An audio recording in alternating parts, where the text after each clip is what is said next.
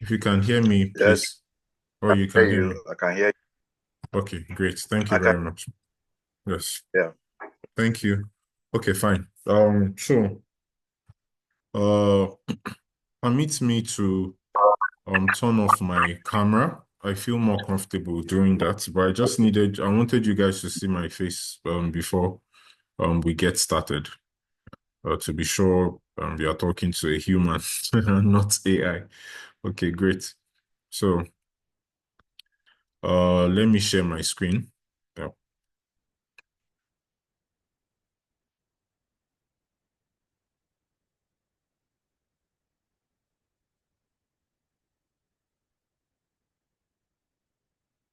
Okay.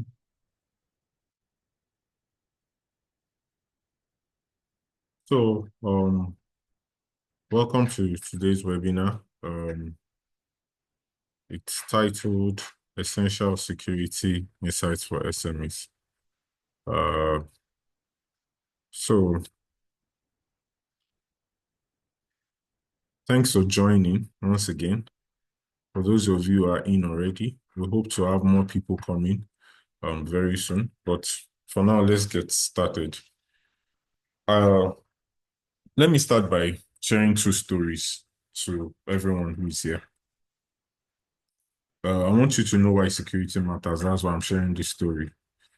Uh, there was once a company in the USA called Code Spaces.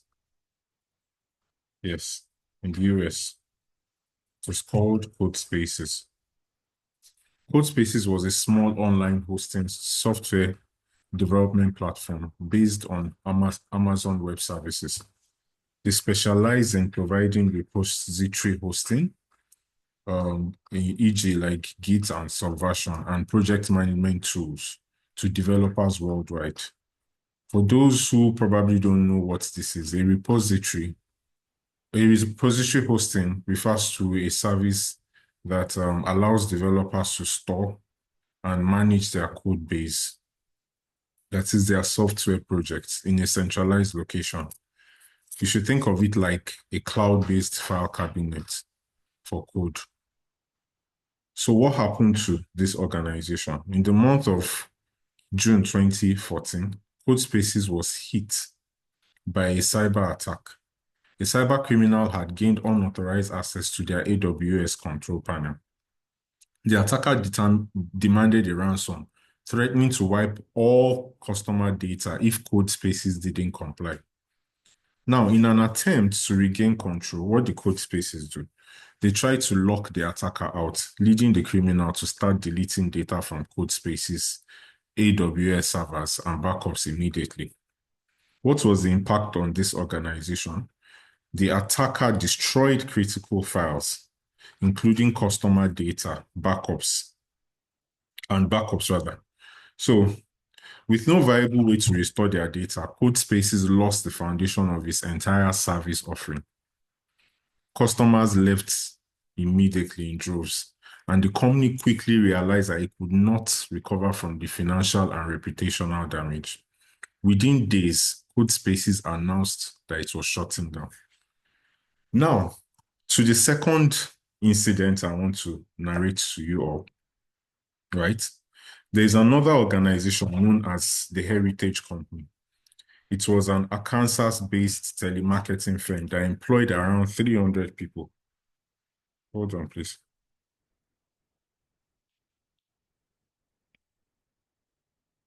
So first, for those who probably don't know what a telemarketing firm is, um, it's a company that specializes in marketing products or services to potential customers over the phone. They often use a team of sales agents who make outbound calls to consumers or businesses to promote products, generate leads, schedule appointments, or close sales.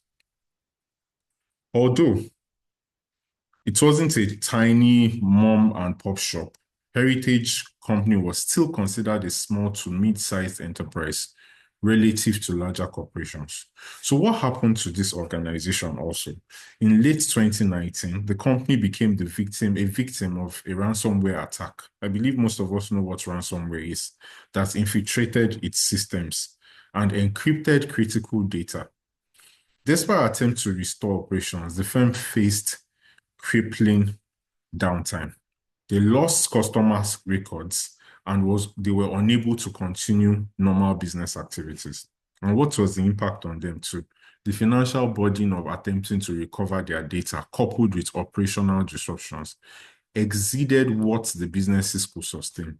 And by January 2020, the heritage company announced it could no longer stay afloat and it closed its doors permanently, leaving hundreds of employees jobless. Now, you might ask, I know you're thinking, okay, these are American companies. You probably are thinking that. Does it really concern Nigerian organizations? Yes, it does. And I'll tell you why.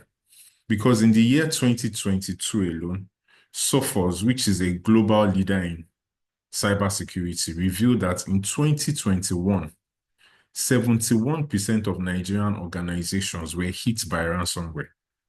This report further indicated that out of these organizations that were hit with ransomware and their data was encrypted, around 44% of them had to pay the ransom. Sorry, I hope you are hearing me. Somebody is chatting. Okay, great. Okay, nice to have you here. Tochukwu Paulinus from Port Harcourt. Thank you. Let me carry on. Yeah. So it showed that around 44% of this organization paid the ransom. Mind you, some of those who didn't pay the ransom had to shut down business, obviously. And some, maybe they had a proper way of, recovering. But out of this 44%, what is interesting about them is that they even had other means of data recovery, such as backups. The survey shows that globally, the proportion of victims paying the ransom continues to increase, even when they may have other options available. There will be several reasons for this, obviously. It could be that their backups are incomplete and they thought they were complete, or the desire to prevent their stolen data from appearing on public leak sites. Sometimes the data is too sensitive and they don't want them to appear on leaks. So you can imagine how dreadful it is to ever fall victim to this kind of attacks. You wouldn't wish you ever fall victim because the chances of course, getting out of that situation smooth is always very difficult. Does this concern every kind of Nigerian organization? I know there will be hair vendors here. There will be, people who are in different industries, all companies, small marketing organizations and so on. Even, tech organizations. Yes, it concerns everyone. Be that's just the honest truth. Because even the lady who sells akara on the street should it would if she's smart enough will be security conscious. You understand how this concerns everyone in a bit, don't worry. But let me start with myself. Let me share one of my experiences and then proceed to share further why you should realize this is also your business. But before I start sharing my personal experience, let me introduce myself because I am well aware that I didn't do that when we first started. My name is Moyosore Kukoyi, and aside being the founder and CEO of Forge Consulting Limited, I am an information security expert. Over the years, I've been involved with helping organizations, both in the public and private sector, with proactively defending themselves against threats. This I have done through trainings, local and international workshops, and security posture implementation support. We have also in recent years trained more than 100 individuals from both Nigeria and other countries across the world on skills they need to launch their careers in cybersecurity. In recent times, I also created a persona known as CyberMo with the purpose of simplifying cybersecurity concepts and making them relatable. I believe some people here probably know me on social media with that persona. Through CyberMo, I've consistently produced fun and engaging content that highlights best practices and educates individuals and organizations on protecting themselves against cyber attack. So enough about me for now. We have a couple of things we'll be discussing in today's meeting. Now let's go to the agenda. Of course, we've done an introduction. We've talked about a cautionary tales of SMEs. We are going to talk about them, the top threats, both physical and cyber, that every organization needs to be aware of. We're going to, um, talk about the quick steps to take when you to get yourself started with securing your business and how you can learn more through our 5-week weekend training program, which I believe many of you know is starting on the 18th of January 2025, which is next week Saturday. So, so this is the agenda. I will encourage every one of you to stay till the end of this uh, presentation, because there is a major announcement that is going to be made towards the end. And you trust me, if you started this, you wouldn't want to miss it for anything while we are making this announcement. Now, before I proceed with, delving deep into the agenda, I remember I said I'll share my own personal story. So this is it. You might wonder what brought me into the field of security, particularly information security, otherwise called cybersecurity, because it's used interchangeably with cybersecurity, even though information security is the umbrella, let's say. So while there are different reasons that inspired my direction in information security, one particular reason stands out and will resonate more with you all who are either SME owners or employees who are stakeholders in SMEs. So several years ago, I was tasked with creating a product based off of a business idea I was trying to bring to life. I had contacted an Indian technology company to help me develop this platform, and we got going with the development process. At some point, while the product was still in testing phase, or maybe I think at its early phase in production with no clients yet, I woke up one day to serious issues. While I tried to load the website, I got a shocking message displayed on my screen, which was something like, your site has been hacked. It was more funny than that, but it was more like saying, oh, your site has been hacked. Of course, I was terrified and I wondered what was wrong. I had never experienced this before, even though I knew, um, I had the idea of what hacking is. I always, knew what this is. I immediately contacted the developers, and while I can't remember exactly what they did to restore the site, what I know is that one of the developers was able to get the fix to fix the situation, probably by restoring from backup or something. I just can't remember because I knew little to nothing about web development beyond WordPress by then. Anyway, one thing I was, however, sure of was that my system was not compromised. And so it definitely had to do with some vulnerability on the web app, or maybe a weak admin account password. I'm coming, sorry.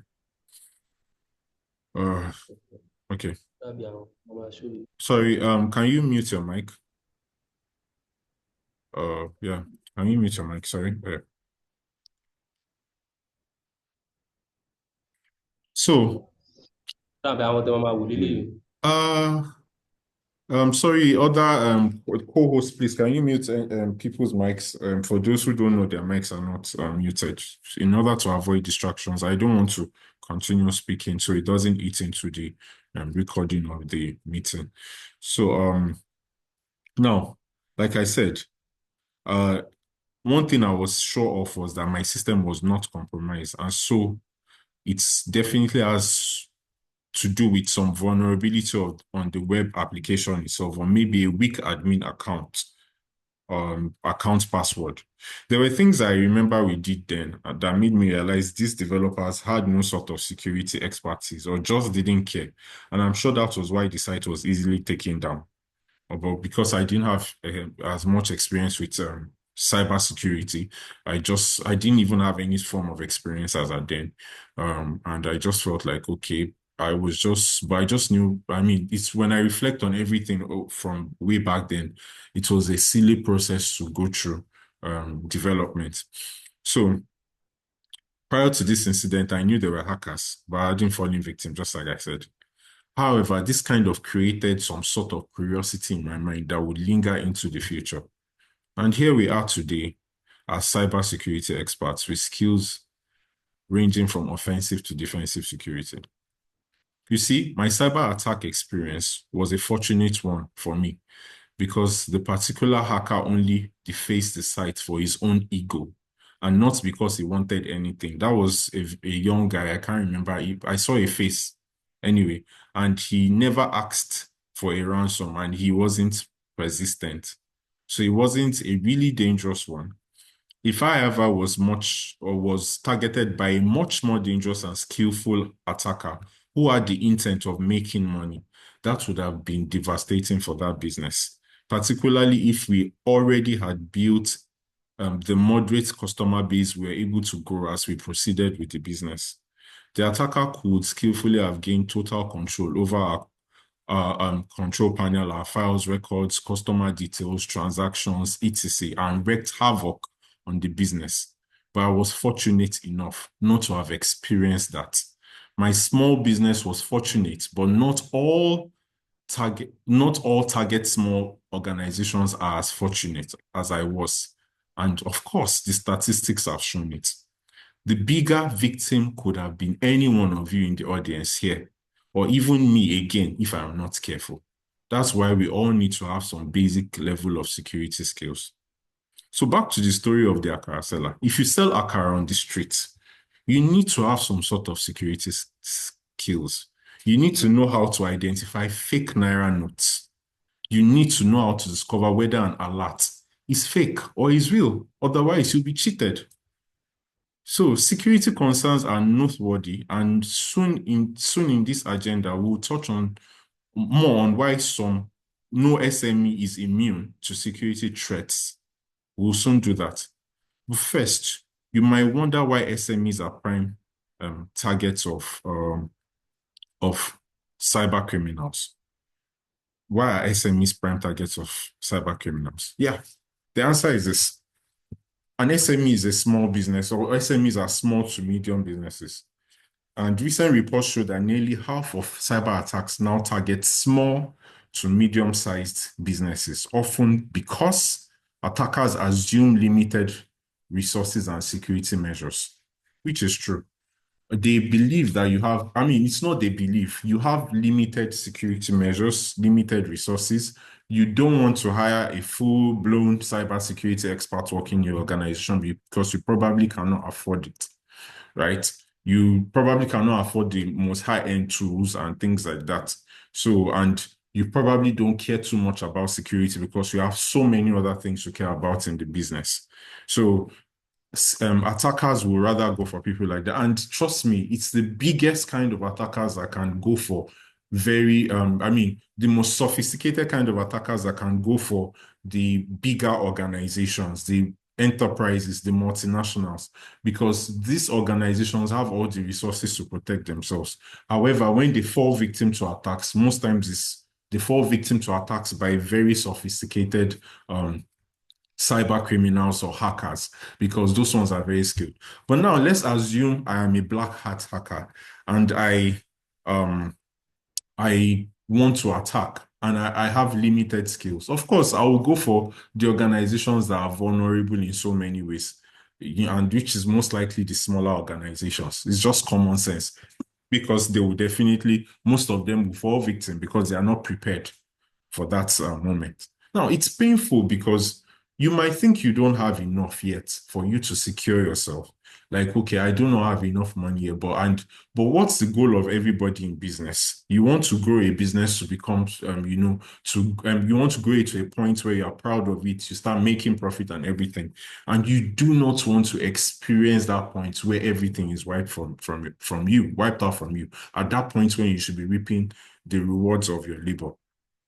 So, like I said, we need to understand that there are, SMEs are actually prime targets of cyber criminals.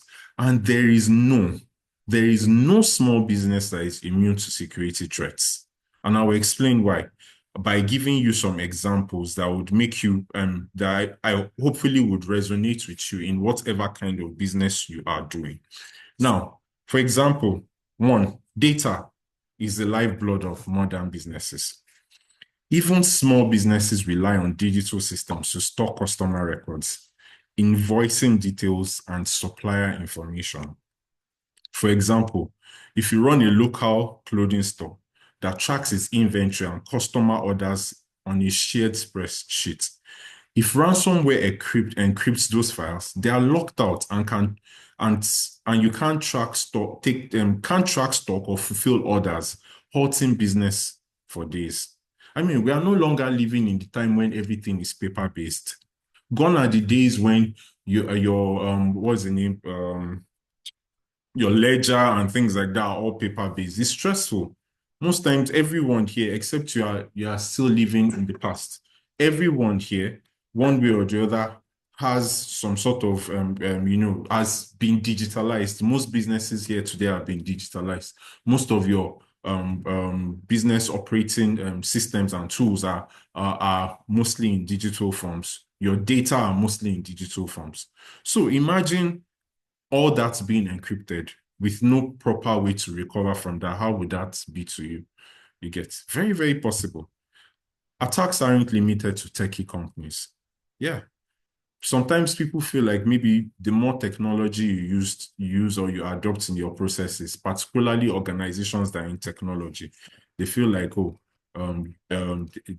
as long as I'm not there in that space, maybe I'm just selling hair, I'm just selling food and all of that, then I'm good to go. But that's not true. Cyber criminals don't target only tech businesses. They often go after smaller firms that are easier to exploit.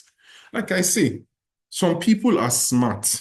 There are people in this world who do not go for the hard things. They go for the easy things. They go for the low-hanging fruits.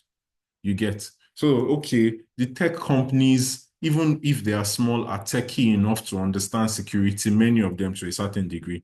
But a small breakthrough, for example, using an online POS system, like I have an example of that fell victim to a phishing email. The attacker stole their login details and rerouted payments from bakery systems to the attacker's account, leaving the bakery with no revenue for online sales for weeks. Now, of course, and they won't know that until they go to the bank, if you understand what I'm trying to say. Now, financial losses can be immediate and severe. Cyber attacks can result in direct financial theft or expensive disruptions to operations. Yes. So there's an instance of a small travel agency that lost around 10,000 US dollars after an employee clicked on a fake invoice sent via email. The scam email led to the agency unknowingly wiring money directly to the attacker.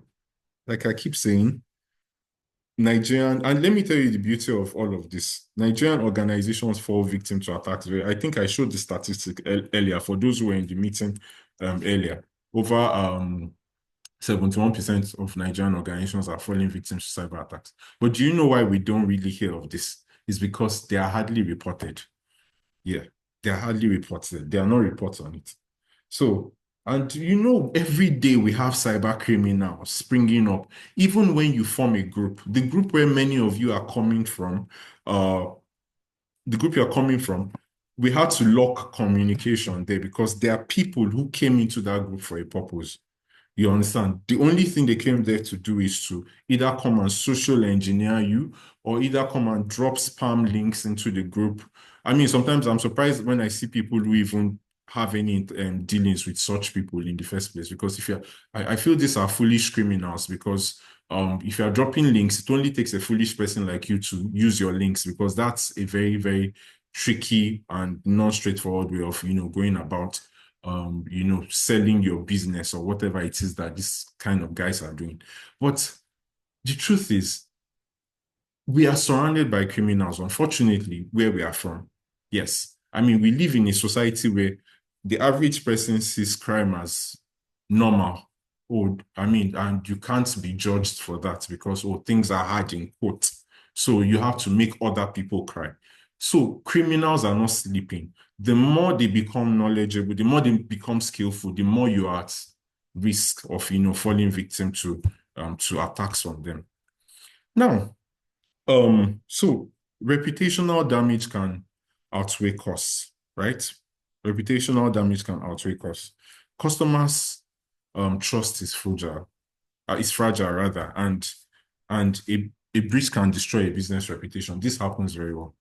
Sometimes bigger organizations are a little more stronger towards this kind of situations because they have a lot of disposable income or funds. So, but imagine you have a small business and maybe your reputation is already damaged and most of the customers that keep your business going pull out. How do you survive? For example, a local clinic experienced a breach that leaked patients' appointment records. News of this breach reached on social media and patients started leaving negative reviews, questioning the clinic's reliability. Many never returned, shrinking their client base significantly. Thank God they didn't even fold up. Now, number 5 is um, operational downtime. Of course, this means lost revenue for your business. Yes, because even if there are some businesses that have, I mean, like they cannot afford to go offline for a little while. It's going to be, I mean, these are most times, especially critical in infrastructure. Let's not even look at it from that angle. Let's look at it from the angle of the people who own the business. You get, if there is a downtime, it significantly impacts your revenue. There's this instance of a small logistics company that had the scheduling software hacked. Without access to their delivery routes, drivers couldn't pick up or deliver goods on time. Customers had to do what? They had to switch to competitors. And what happened? It cost them lost revenue for weeks. Yes, this happens. Like you might think customers will be loyal to you for some reason. Like or because you've been doing business and they don't care. Most customers are not sensitive to how you feel. I mean, you just have to satisfy them. So your operations have to continue. You just have to be careful to make sure operations continue. And in cybersecurity, for example, the 3 things that are very key in an organization that is called secure is confidentiality, integrity, and availability. If your operations are not available at some point, it's also a threat to the security of your business as a whole. So compliance issues. You need to know that compliance issues can bankrupt any SME. Prior to recently, I would say one of the major challenges that Nigerian organizations face, which I'm aware of, is the fact that there's really, I mean, not Nigerian organizations, but the Nigerian cybersecurity system, is the fact that enforcement is always been an issue. Enforcement has always been an issue. But recently, these things are getting very serious. We have the um, Nigerian Cybersecurity, was it, Commission or something, NCCC.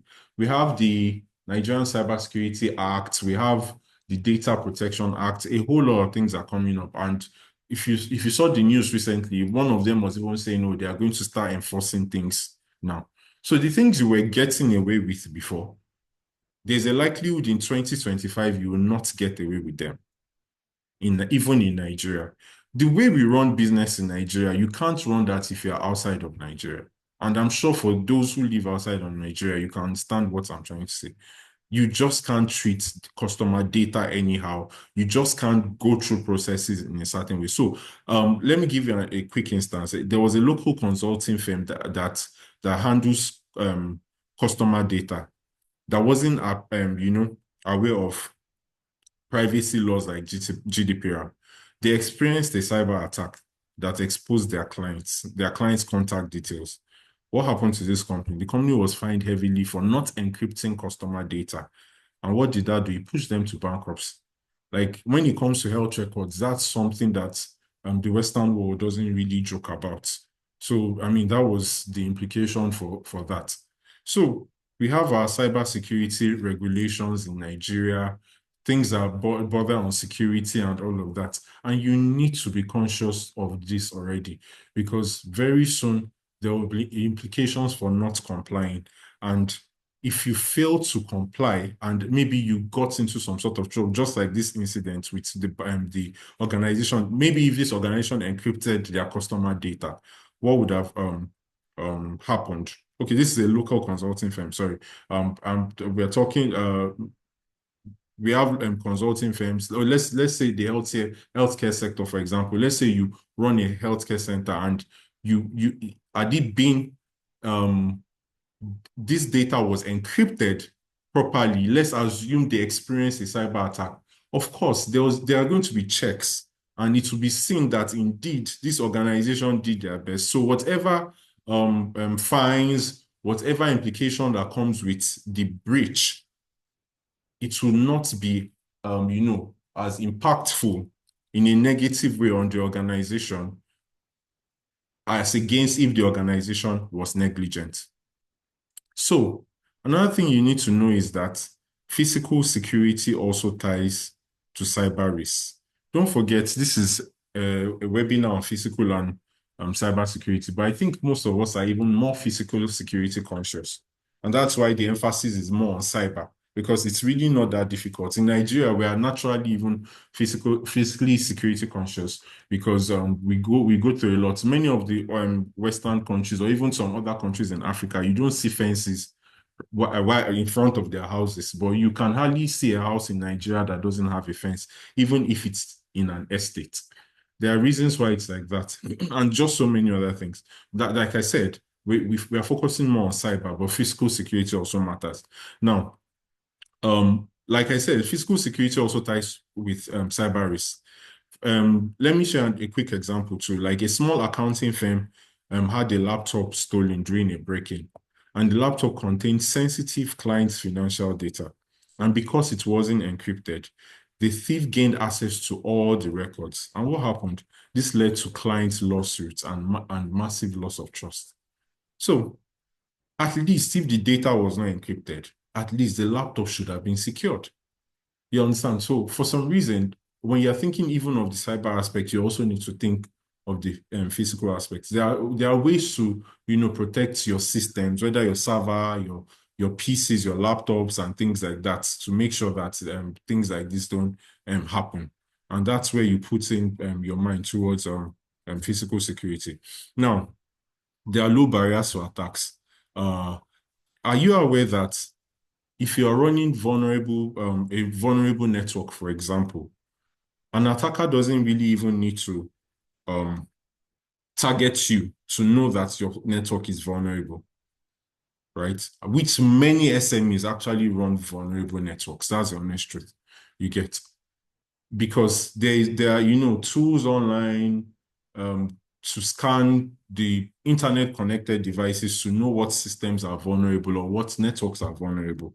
So even without knowing your organization, an attacker could be able to figure out that your network is vulnerable and gain access to your network, or even your IoT devices, the cameras you have inside your house, for example, maybe to watch, maybe if there's theft or anything going in your house, or maybe you have children, you're protecting your children. Are you securing these devices? Or the ones you have in the office, are you making sure they are secured? Are you taking serious security steps to make sure that these devices are actually not vulnerable? Because there is a database of such vulnerable devices open to the whole world out there, and your networks and things like that. So there's always low barrier to attacks for SMEs. So these are things you need to also think of. Insurance might not cover everything.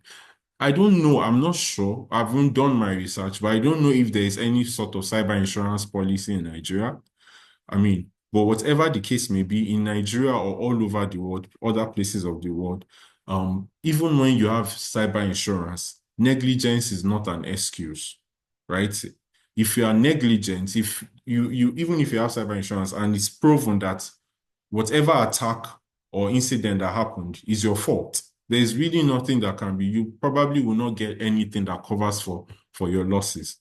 So indeed, you need to be careful. I have an incident of a small retail shop through thought that their cyber insurance would cover a ransomware attack. However, the insurer denied their claim because the shop hadn't updated their POS software in years, citing negligence in their rejection. So that's negligence. Why didn't they update it? Because in their mind, whatever happens, uh, well, we have insurance that is covering us. But that's unfair, even on the insurance of you on the insurance company. It's just like you driving recklessly on the street, and then you feel like because insurance covers you, or you deliberately take your car that is getting old, you go batch another car because you want to get it replaced. These organizations go through a process of, assessing or investigating every claim you make to be able to be sure that you're actually making a legitimate or meaningful claim. So you need to also be careful, even if there's insurance. But in our part of the world, there's not much insurance I know of when it comes to things like cybersecurity, I must be honest. So imagine you're on your own. If you lose all your money, you've lost it. You've lost it, you've lost your funds, you've lost your business that you built for years. So it's very important to learn how to future-proof your business. We'll touch more on that in the as we proceed. So now that we've talked about how this relates to you, I believe that everything I've discussed kind of like resonates with most of you who are listening and who are part of um this webinar today. That I want to discuss with you the top threats, both cyber and physical, that all SMEs should be aware of, right? Should be wary of. Now, when it comes to cyber threats, um, we have phishing and social engineering. I believe many know what phishing is. Maybe like you might have gotten some emails that look too good to be true. I mean, not too good to be true, look so realistic that if it's not that you know about phishing, you probably will fall victim. Even some of us who are cybersecurity experts get to experience some things that we just sit back and like, wait, maybe this email is real, maybe this message is real. But then because we already understand how to do analysis, we can tell, okay, this is eventual because these guys are very, very good at it. I mean, on the company Facebook account, sometime maybe last 2 years or so, we received some sort of message on Facebook. This message came from a cyber criminal, a hacker who was obviously trying to steal the Facebook account. Now, fortunately, because people here, we are all cybersecurity conscious people, the person who was in charge of the page didn't fall victim to that. But I'm just imagining if the employees or the team didn't have, or the person who was in charge of that account didn't have that prior knowledge, I mean, or wasn't trained on cybersecurity awareness, what could have happened with that page? And that could have happened with any other account, you understand? And when I saw the message, I was shocked. Like, this looked very, very real. So employees can be tricked into clicking malicious links or handing over credentials. That's called social engineering. And they have different ways of manipulating you. Like there's this, in that incident I'm talking about, there was this sense of urgency. You have to do it now or else, you'll be pushed to want to do it. You get. So if you're not cybersecurity conscious or you don't understand these things, you most likely will fall victim to these things. So these are threats that you need to be aware of that are very evident and rampant today. We have ransomware and malware. I believe most of us know what ransomware is, which is encrypting, locking down your entire data, and making sure that you don't have access to this data again, either for life or when you make a payment and they give you the decryption keys. Or maybe if it's malware, like maybe things like keyloggers and spyware, all of that, which can, as a result of that, uh, lead to sensitive information being leaked to the hands of criminals. Now, if there's spyware on your system, on your network, or anything, whatever it is that you are doing is visible to an attacker. It's very highly visible. Like they can see everything, your pins, your whatever. So these are things to be very, very careful about that are real major threats. Let's say you are also someone who is a crypto person, your secret keys, your private key, and all of that can be exposed, and just so many things like that. So that's about a particular kind of malware. Now, when it comes to, okay, then another one you also need to be conscious about, I mean, which I feel is the most dangerous of it all, is insider threats. I am a Nigerian Yoruba, and I love this saying, the kokoro to jẹ for lower. Like, I always remember that. Let me translate it for those who are not Yoruba here, which is the insect that is eating the vegetable is deep inside his root. Now, that's the most dangerous kind of attacker you can ever experience, the insider threat, because most times it's either maybe a contractor that has access to your systems, your sensitive information, and things like that. Or it could be an ex-employee or a disgruntled employee who already has access to your information, sensitive things, and who is angry and just wants to launch an attack on your organization. It's easier for people like that to be able to attack you, because one way or the other, it's easier to be vulnerable to such people, because the access someone who is looking from outside cannot have on your systems or your information, your data, such people have access to it. So that's another thing to be wary of. But it's very possible to make sure that you protect your organization or its data or sensitive information from the wrong people, or know how to manage this kind of situation. That is why we are even learning this in the first place. Anyway, now speaking about physical security, I believe some of you might know about what we call badge cloning. You understand? Attackers can, for example, clone badges and gain access to sensitive areas. If you're not careful with your badges, this happens. Tailgating is another thing that happens in a lot of big organizations if the organization is vulnerable, and that's why sometimes some bigger established organizations actually carry out physical penetration testing to see. I mean, they do that from time to time at times too.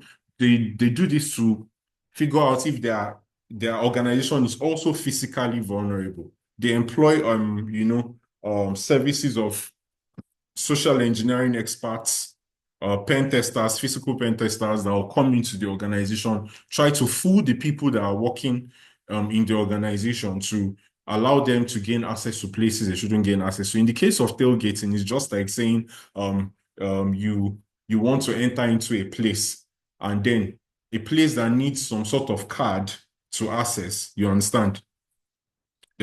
Access card. Now let's say let me just give you picture this scenario. It's just like I'm carrying a box of books, and I'm coming behind you trying to gain access into the office environment. You don't know me that much. You think I also have access. That's why I'm coming towards that place, right? And then the next thing, I just act as if, I tripped off or something, and I can't find my badge or something like that. You understand? And then I fall, you say, okay, let me just help you go inside. Or you just come into that has even happened to me like before. I was in a very big hotel one day, and you know, I don't know, is it me that helped the person eventually? I can't remember the particular incident, but I just knew that this was not good. It's just like gaining access to a place that you shouldn't have access to, but you are pretending as if you have access to that place, acting as though maybe your card is missing or something like that.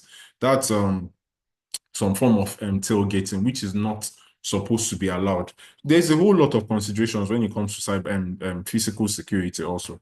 When we think about things like unprotected equipment, stolen laptops or USB drives can expose critical data in seconds. So do you use USB data blockers on your USB devices in a way that people cannot be, in case a sensitive USB data and is missing or something, people cannot copy out from the USB. People who shouldn't have access to it cannot copy out. Or maybe your laptop is stolen. Are you sure that they wouldn't be able to have access to your sensitive information? And all these things are create considerations when it comes to physical security also. So the key takeaways for SMEs on this aspect of this agenda, I would say, is that one, security lapse can be very fatal, and you need to be very cautious of that. A single point of failure is all that needs to give the attacker total control sometimes. So you have to be very careful. Remember the incident I told you about the first organization that I mentioned to you earlier. What's your name again? I'm sorry, I'm struggling with the name at this point.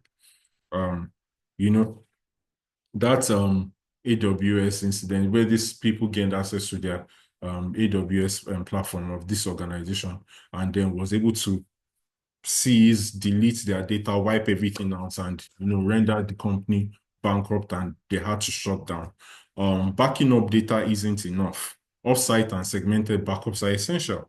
You need to think of all of this more on that. I'll touch on this a little bit when I'm telling you the recommendations, the things you need to put into consideration. Um, demands and data deletion. You need to pay attention um, because the truth is, um, sometimes even when you pay the ransom, that's not all. Blackmailers, most times they come back. You understand? So if let's assume maybe I even had a problem with you and I'm a cyber criminal or a hacker, and I steal your sense, maybe I encrypt your information, your very, very important critical data in your organization, and I succeed in doing that, you can't operate, your business is useless. You decide to pay the ransom to me. Right. When you pay the ransom, if I had a problem with you, I've done two things to you. I've collected your money and I've destroyed your business because I will not return your information to you. I will just destroy it. So you just have to pay attention to these things. And when reputation is damaged, oh my goodness, it's another thing. They say trust is easy to build. I mean, trust is easy to destroy, but very difficult to build.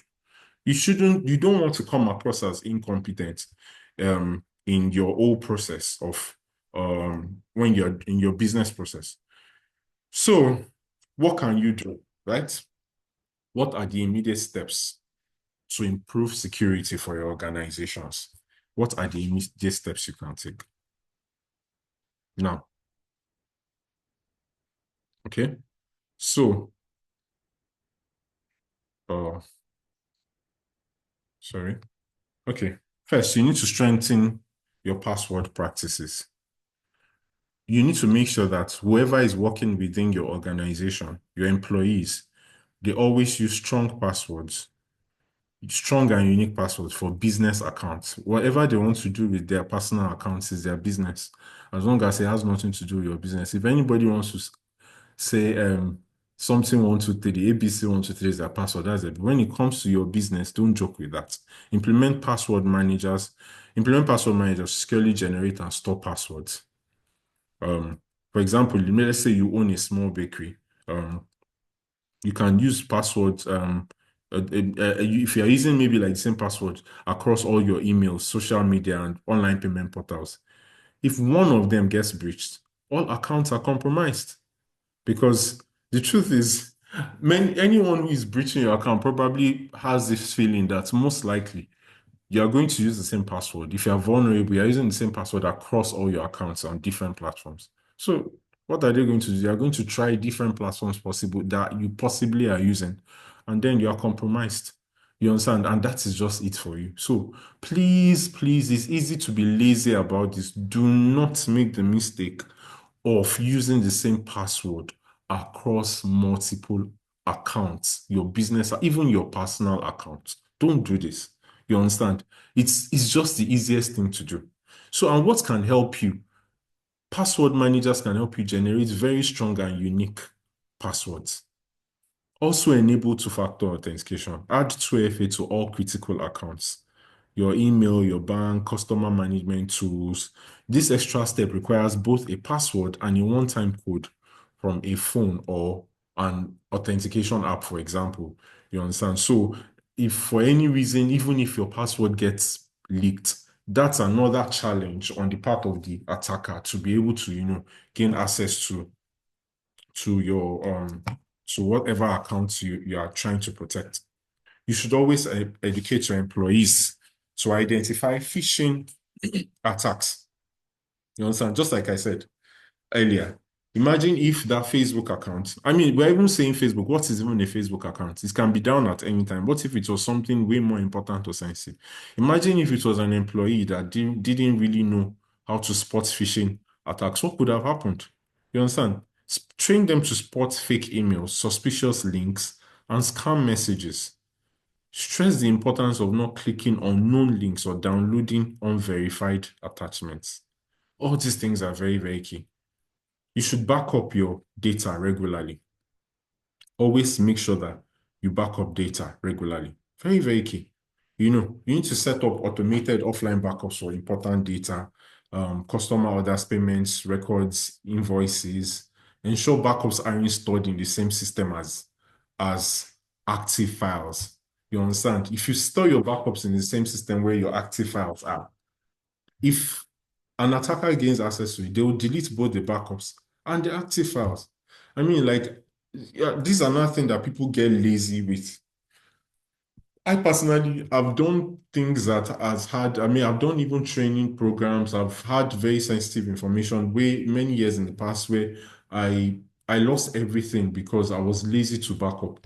And this wasn't even a cyber attack. This was just, okay, what am I saying? A physical attack, maybe robbery. Someone steals my laptop and everything. And this is not even so difficult. This is just, I mean, I'm talking even on the personal level, not to now talk of business. I mean, if I have to cry about that, I'm crying within myself because what I lost was important to me. But what if you are losing something that is very important to your business and you are accountable to people? How would that feel? So never joke with backups. That's very, very key. Use antivirus software and firewalls. You should install antivirus software on all devices to scan for malware and ensure your network at least has basic firewalls to block unauthorized access from your network. That's very, very important too. Use secure Wi-Fi networks. Mhm. So you need to make sure it's only natural that most times we see networks within organizations that um, are not secured because people are using what default passwords. Many of the times you see people that is, I know many people, some people here, if you are running a small business or even in your home, you can relate to it, to what I'm saying. You're probably using your default password. If somebody can as well just come into your office, and that's why you see people sometimes they can tell. Maybe they come into your office or your home or something, and without asking you, they've been able to connect to your Wi-Fi because they've gone to check, oh, it's most likely this thing that is on the bottom or on the side of your Soho device, your router, so to say, that is the password. And then boom, they're able to log in. You understand? You have to be very, very careful of things like this. Make sure your router's firmware is updated regularly. Um, if you should be able to, you should also know the importance of segmenting networks because that's very key too. Because if your network doesn't have segments, there's a problem. If there's an attack on a segment of a network, there's a possibility of not, I mean, the likelihood of getting into another segment is slimmer if your network is segmented. Now, limit access to sensitive information, right? So don't think that all your the employees within your organization should have access to every form of information that exists within the organization, or maybe everybody. I mean, employees, shareholders, stakeholders, whatever the case may be. Be careful with who you share information. Give people information that is very, very necessary for whatever it is they do within the organization. If they don't need to have access to some information, don't give them access to it. You understand? Um, uh, Make sure that it's people that are trusted or it's something that is needed within their roles. Monitor who has access to them and revoke access when employees leave an organization. These things are very key too. Then you should conduct regular updates and patches. It's easy to feel stressed or feel, like there's no need for you to carry out updates because why? I mean, sometimes updates can be stressful, especially when it's not automated. But many of the times, updates are not just for additional features. Many of the times, it's for security's sake. Like if maybe, for example, there is some sort of vulnerability on a system, or a software you use, a device, or anything of sort. Most times, the developers can tell at some point, and what they create patches, updates to make sure that this vulnerability is gone. Now, if you do not do anything about, updating, receive these updates or patch the systems, then you remain vulnerable. For example, if your browser is vulnerable, I mean, and an attacker is able to, and there's an exploit for that version of your browser, you could fall victim to that, to a cyber attack because you refuse to patch. You understand? So you also need to put that into consideration. You should also implement physical security measures, right? You should implement physical security measures. Make sure you lock your devices, your computers, tablets, your POS systems when you are not making use of them. For example, if you have a system that's, I mean, one of the things you should always do is before you leave your system, close it, shut it down. You understand? Shut it down, shut it down. Or if you're not shutting it down, when I mean say shut down, sleep the system, hibernate or whatever before you step away because you really don't know what's going through people's minds. You understand, or what somebody might be looking for in your system. Or make sure that or while you are away from a system, maybe for a few seconds, this system goes in blank just almost immediately. Just make sure that you do all these things. Use security cameras or alarms for monitoring valuable equipment. It's the most ambitious criminals that would actually want to, still go ahead to attack you when they know you have cameras.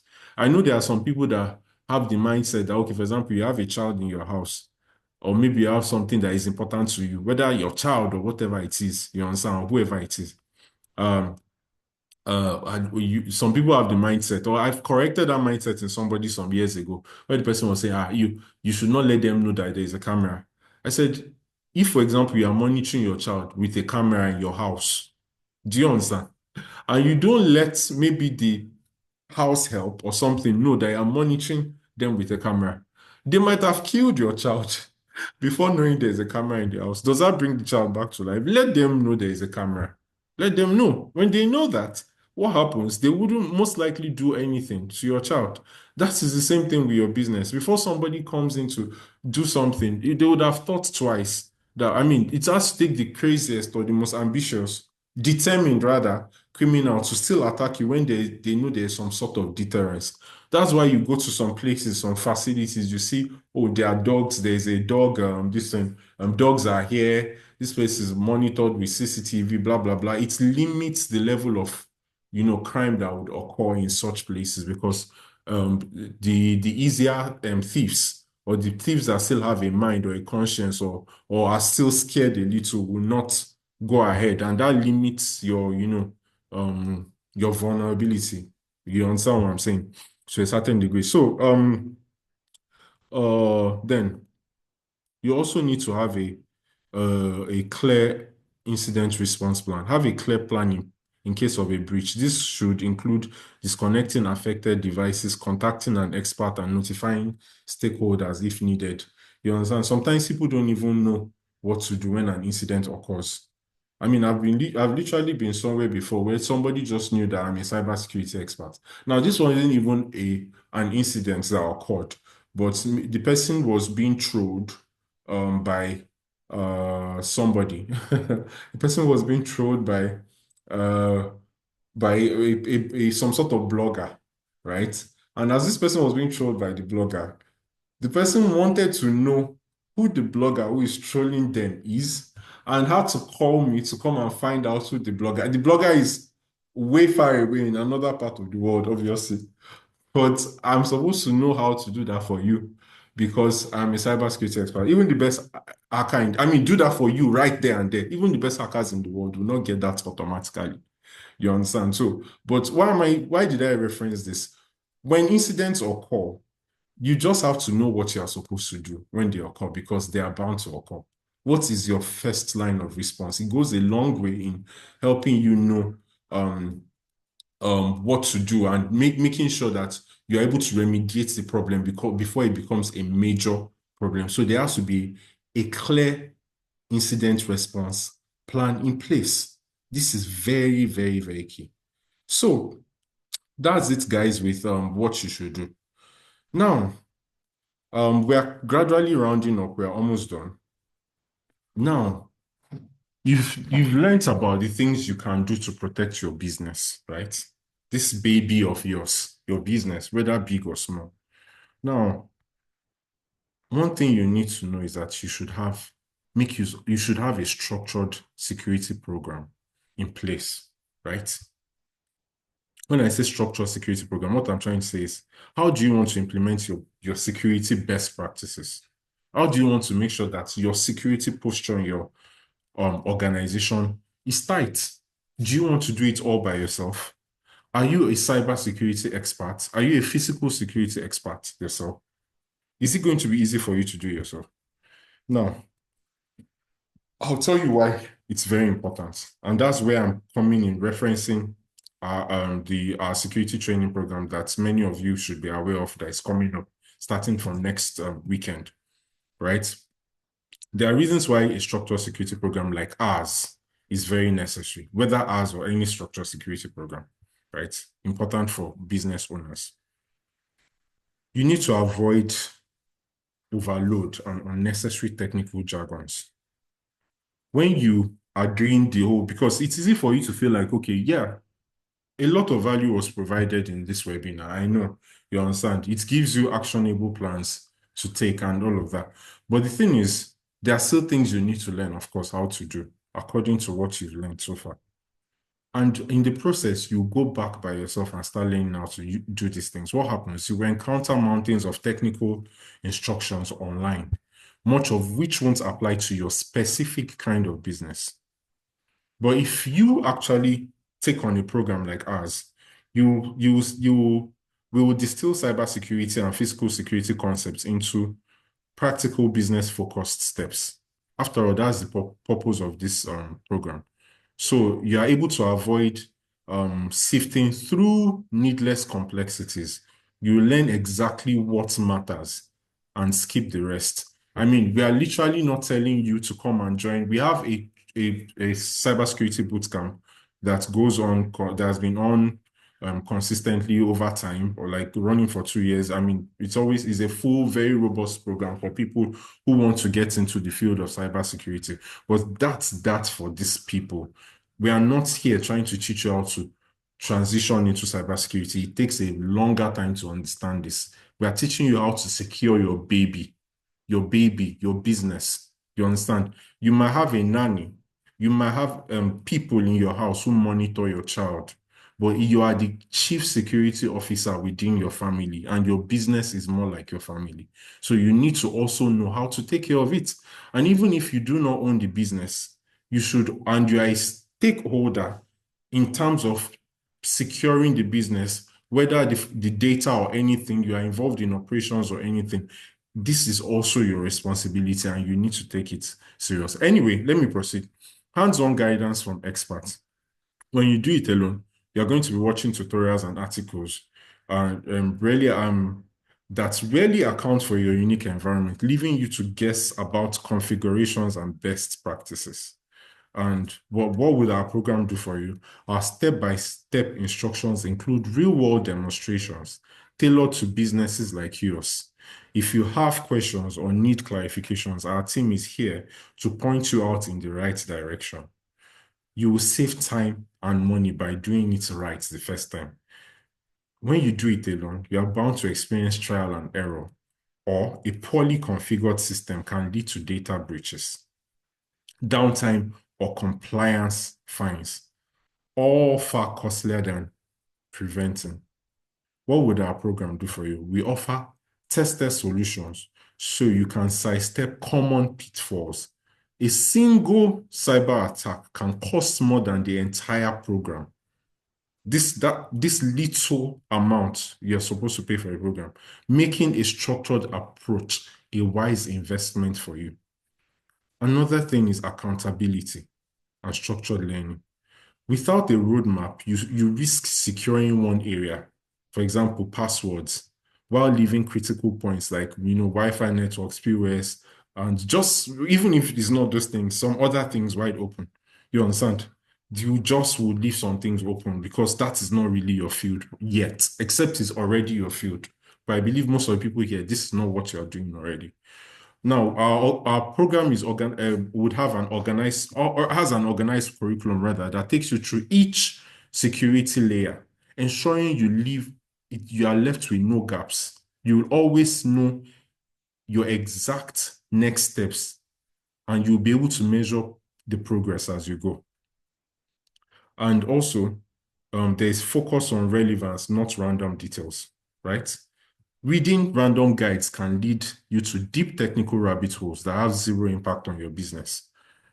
We have tailored this particular program towards you SMEs. You will learn how to protect things like your customer data, your payment systems, critical files without overloading with advanced IT jargon you never need. We're almost done, guys. Don't forget there's a major announcement coming up towards the end, so stick till the end, okay? So now, practical skills for immediate action. Even when you understand the concepts, it can be hard to execute them properly, especially under pressure. That's the truth. There's a difference between understanding something and there's a big difference between that and being able to implement them, especially when you're under pressure. That's the honest truth. You get. But with our program, you have an opportunity for hands-on exercises. You learn how to apply measures such as creating incident response plans, configuring anti-phishing protections, and securing physical assets. You live with real confidence in your abilities when you are done with this 5-weekend program. 7, you'll be guided by through cyber and physical security experts. You risk following outdated or unverified advice. Even a small misstep could open the door to attackers for you. But with our program, our facilitators have hands-on experience and on-the-ground experience, having guided multiple SMEs through actual cyber and physical threats. We know where the pitfalls are and how to avoid. So in your program, this program that is coming up next weekend, for those who are going to be a part of it, I'm going to be one of the facilitators, but we are 3 people in total that are going to be taking you in the 5 weekends. Yeah, three of us are going to be taking you. One person is going to take 2, another person is going to take 1, one's going to take 2 also. Now, security assessment support. That's another thing we have in place for you guys, right? So, it's when I say security assessments, how many of you already know what your security posture is like? I believe many people probably don't know yet what their security posture is like. Some who even know there might be gaps. You understand? You might need to be audited. You might need to know what the gaps are. You need to know how to benchmark and know, okay, where you are and where you are supposed to be. And if you do not have a well-planned security posture already, you need to do that already. You understand? So, and what are we doing for you? With this program, we are going to also help you with security assessment. You get? So once you finish reading a blog or watching a tutorial, you're on your own. If something goes on or you have questions, there's often nowhere to fall back to. And how do you even do the security assessment on your own? There's just a whole lot. But for us, we are offering to do this for you for free, meaning that we'll help you as long as you're part of the community to identify potential vulnerabilities and advise on the best approach to address them. You'll have a knowledgeable partner in your corner without having to navigate everything blindly. That is the honest truth. You see, if you have some sort of rapport with anybody who has been part of this community, go back and discuss with them the Forward Edge community, whether anybody who has worked with us business-wise or has worked with us in any training and everything. Priority is always placed on anybody who has been involved or who is involved with us in any form of training or anything we do. So the support is always going to be there. The access is always going to be there. So that's it. And finally, I'm introducing quickly the 5-day security training program for SMEs, right?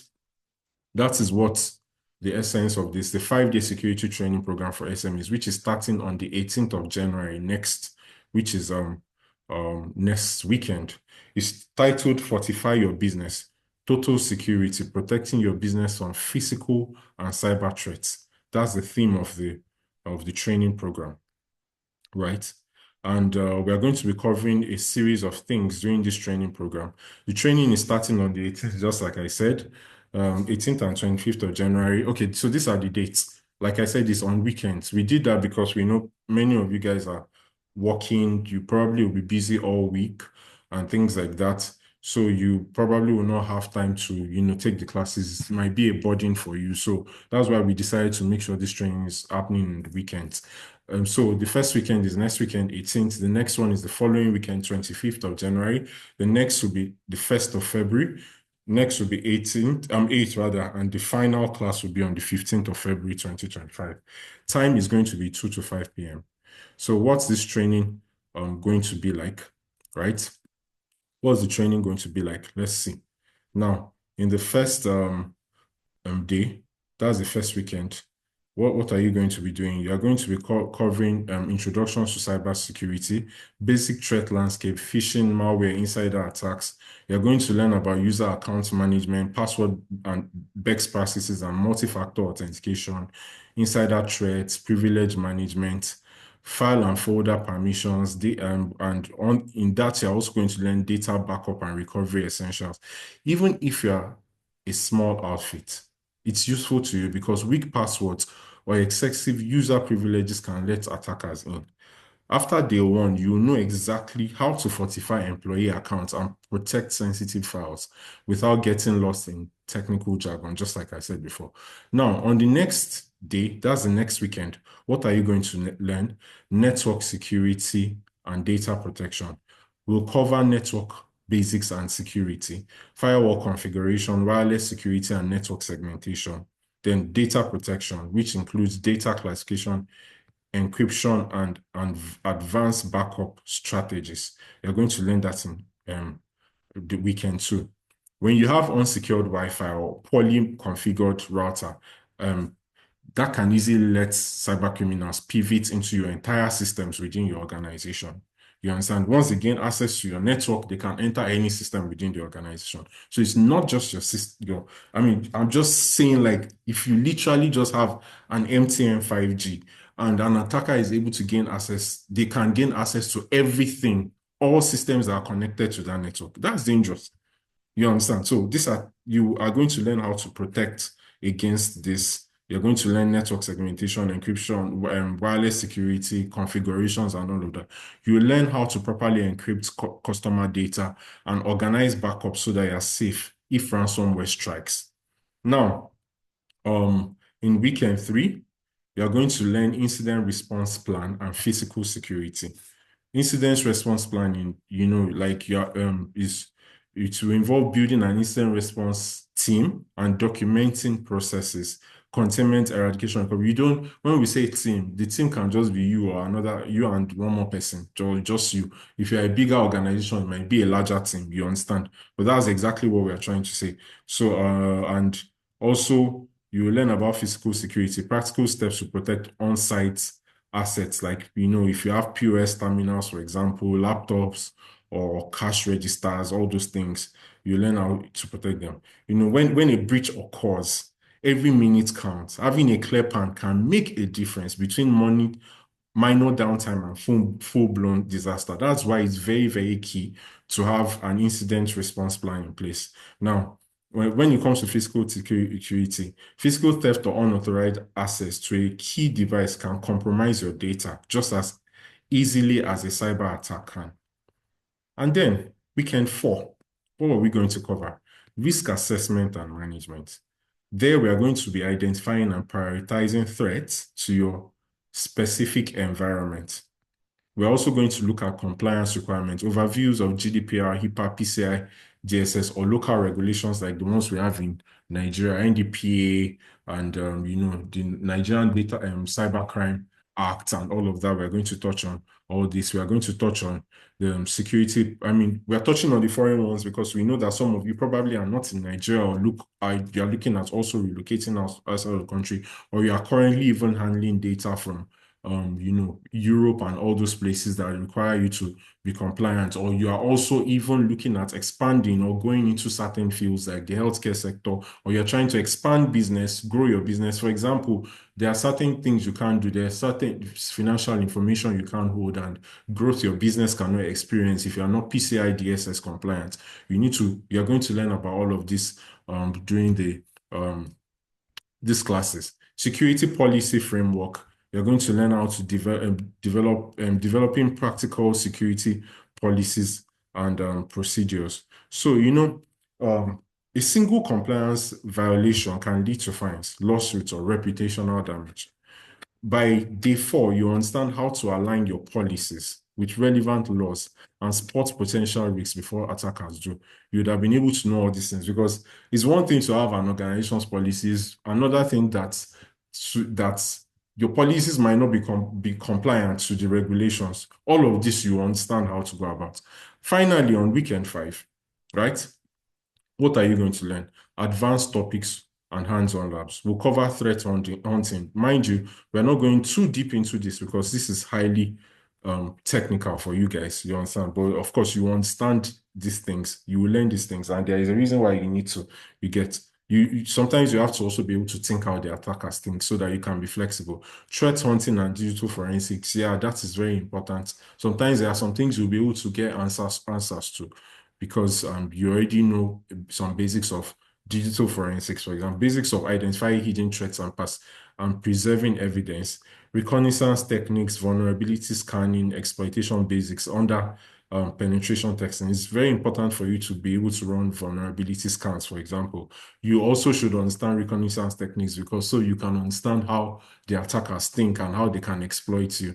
You understand or your systems. Hands-on demonstrations. You're going to learn phishing simulations for a very simple, basic forensic exercise and vulnerable web apps to illustrate attacks where you can see that if your website is vulnerable, your web application is vulnerable, you're in deep shit. So how can you protect yourself or your web application, which is one of your out-facing resources you get? So this is very, very, very important also. It's useful because seeing offensive techniques in action helps you think like the attacker, and it will help you strengthen your defenses. You walk away with real-world skills to quickly detect, analyze, and respond to emerging threats, giving your business a serious security edge. To conclude, you see, before I'll now go into details of what it entails to enroll for the program. You see, this 5-day program isn't just about theory. It's about equipping you to secure your business or the one you work for. If it's that you're working for an organization or you own a business, it's going to teach you how to do this step by step. Each day tackles a crucial piece of security puzzle, from passwords and backups to incident response and compliance. You gain hands-on experience, expert guidance, and a roadmap to protect your organization from both current and future threats, no matter your technical background. You realize that it's not as difficult. I mean, even if you were not a security expert before now, imagine you're already on the road towards becoming one. You are definitely on the road becoming one if you want to be after you are done with the program. One thing is you probably are even you are not.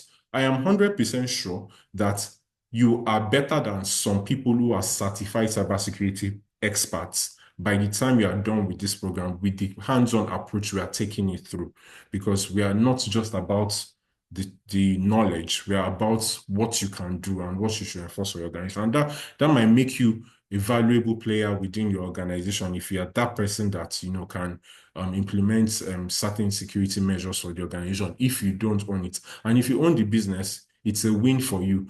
Not just anybody can come into your organization to exploit you, whether the insiders or whether people coming from outside to exploit you. So what's the pricing for this program?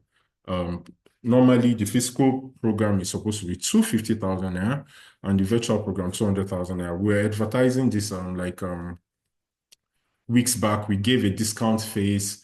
If you paid within this phase, those that paid got the discount, but the price reverted back to 250 if you are going to be taking the classes within our facility. Or if you are joining virtually, 200,000 naira for the phase of the program. This is very affordable, but guess what? I'm making an announcement right now, just like I said towards the end. Now, can you see what's on your screen? Both virtual and physical training are now 150,000 naira. Why are we doing this? Even if it is way higher than 250,000 naira, it is way more valuable than that. I've looked through it, we've looked at it very well. Many organizations in Nigeria, or even individuals, we don't have that high purchasing power. We don't have disposable income. It's challenging as we speak in the country right now. I am very well aware of that. We are not insensitive to people's plight. Now, it's beyond the money here. You understand? The company runs programs and does a whole lot of things, and that we charge way higher and services and all of that. But we are targeting SMEs right now, and we are well aware that you might not have too much money. And we decided that, okay, we're going to slash this down as much as possible to make it more affordable for people who want to enroll or who are interested in enrolling in this program. And the beauty of it all is you can also pay in 2 installments. So if you can afford to pay a first installment before the class starts, pay that. 2 weeks into the class, a deadline is going to be given to you when you have to make the final payment. You have to pay, because if you do not make your payment of your balance, of course, you won't be issued your certificates. You wouldn't be allowed to proceed with the classes, no access to your classes again. Because the beauty of these classes is that you would have access to it for life. Even when you miss a class, you can always go back to them again. You're going to see the process of gaining access to your classes after the classes are done. You would have access to nothing again as long as you do not pay the balance. So we are giving you the room to either pay 150,000 naira at once for the program, or you pay it in 2 installments. That will mean 75K twice. You understand? You have to pay before the program starts next weekend.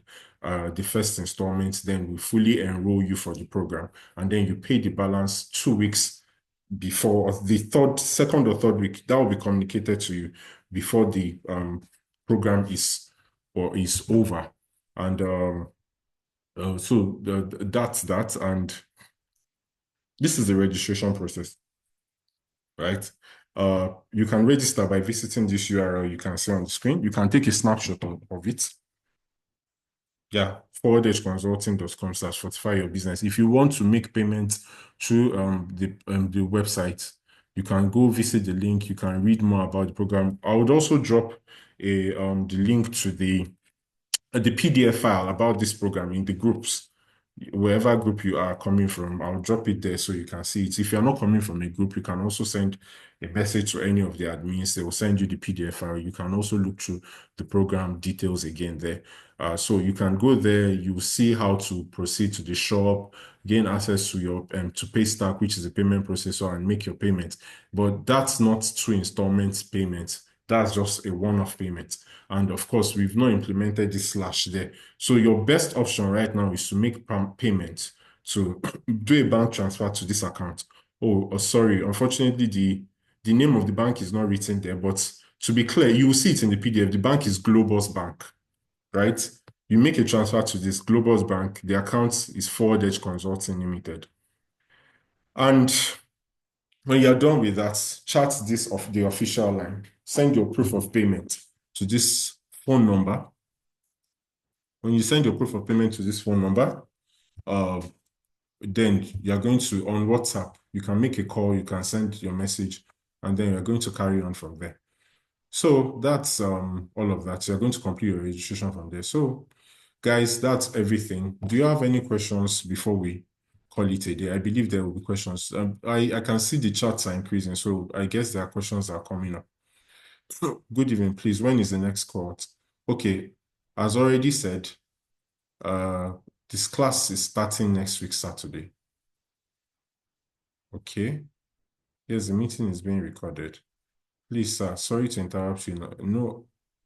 I hope the meeting will be recorded for benefit of those who couldn't join live. I really talk about sending replay later. Thanks for. Sure, the meeting is being recorded. If you couldn't join live, you're going to get the class in the next 2, 3 days, this meeting, okay? No problem with that. It will be uploaded on YouTube and you're going to get access to it. So thank you guys. Do you have any questions before we call it a day? Is there anyone with any question? If you have a question, you can unmute your mic and speak, or you send a chat within the group before we end the meeting.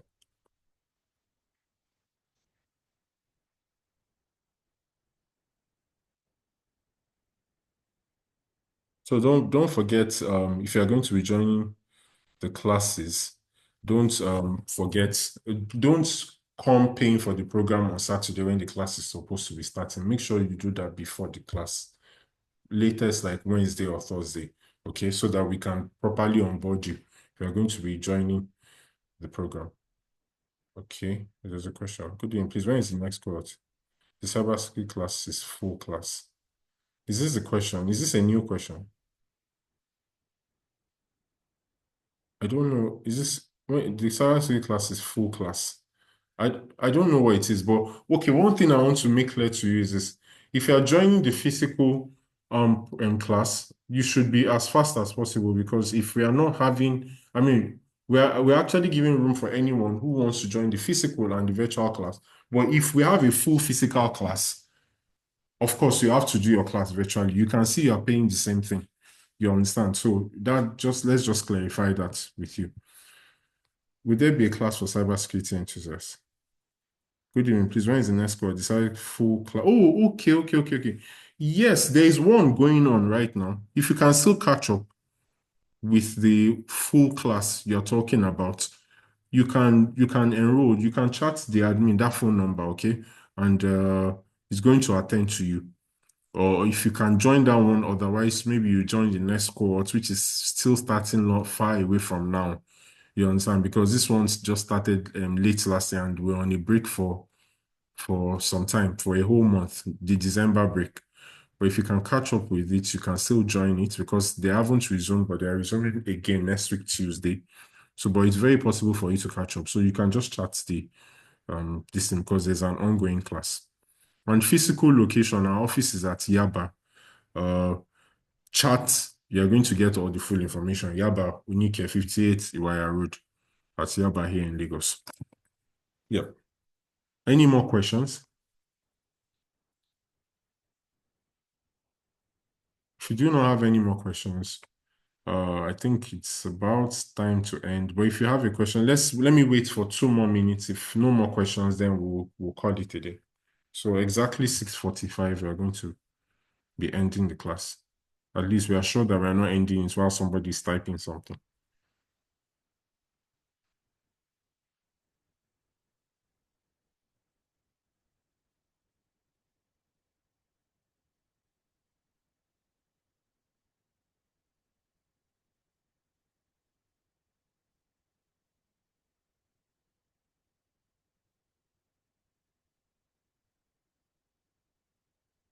Yes, yeah, for the free classes or free training, for the free classes or training, are we going to be giving certificates of attendance for the free? What is the free classes? Are you talking about this webinar? No, no, we're not giving certificates for a webinar. Who does that? No, we don't. We are not giving that. You have to, if you're going to, but then you're definitely getting that. Sorry, I didn't mention that. That's one of the things you'll be getting if you're joining the main classes. You are going to be getting a certificate of participation for being a part of that particular program. Okay, I think that's about all. Thank you guys for joining in. If there is no other question, I think it's about time we call it a day. Thank you very much, guys. If you really enjoyed the class, you can also signify, or if you need any information, please drop your message in the group before we lock it back, before the criminals in the group, because there will always be criminals in the group, before they start saying, dropping spam links or doing some funny things there. Please stay safe and be careful. And I wish you all the very best. Enjoy your evenings. Bye. Bye.